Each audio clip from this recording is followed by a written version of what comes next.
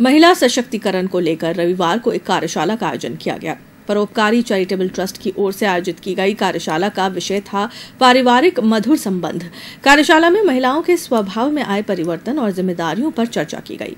कार्यशाला के विभिन्न सत्रों में मधु समदानी, डॉक्टर चंद्रशेखर श्रीमाली, डॉक्टर माधवी गडकरी और अरविंद भट्ट ने विचार रखे। वक्ताओं ने कहा कि वर्तमान समय में युवतियां ज्यादा पढ़ी लिखी होने के कारण परिवार में एडजस्ट नहीं हो पाती हैं।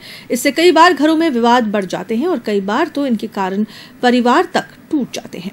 तो हम अपने अहम को पहचाने और जिन व्यक्ति से व्यवहार कर रहे हैं उनके अहम को पहचाने और अपने अहम को बदलें। एडजस्टमेंट हमें ही करना है, उनको नहीं। कई प्रश्न आया था, एडजस्टमेंट करते करते जिंदगी निकल जाती है। कोई बुरा काम नहीं किया। एक परिवार बनाने के लिए अगर आपने एडजस्टमेंट किया 40 साल, कोई बुरा नहीं किया। हम ही क्यों करें? ये किसने कहा? ये सब पे लागू होता है, पति पे भी होता है, पत्नी पे भी लागू होता है। सिर्फ पत्नियों में नौकरी लागू नहीं होता है, हर किसी को। यकीन मानिए, आप जो शादी करके ससुराल आती हैं, आपने बहुत चेंज किया है, बहुत एडजस्ट किया है। पर यकीन मानिए, आपके ससुराल पक्ष ने भी बहुत चेंज किया है, बहुत एडजस्ट किया है।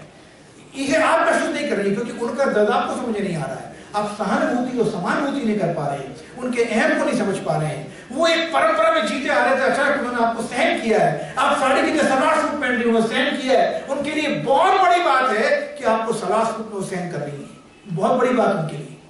आपने साड़ी का पल्लू सर पे नहीं रखा, उनके लिए बहुत बड़ी बात उनके लिए। क्योंकि उन्होंने जब पल्लू सर पे गिर गया था झाड़ू लगाते हुए, तो उनकी सासू ने कहा था, थारी माता में कील ठोकूला, पल्लू नीचे पड़े गए। याद कीजिए, तुम बैठी नहीं उनकी सासू ने कहा, उन्होंने वो सुना है। वो तो ये नहीं कह रही है, वो तो उससे आधा कह रही है। क्यों कह रही है?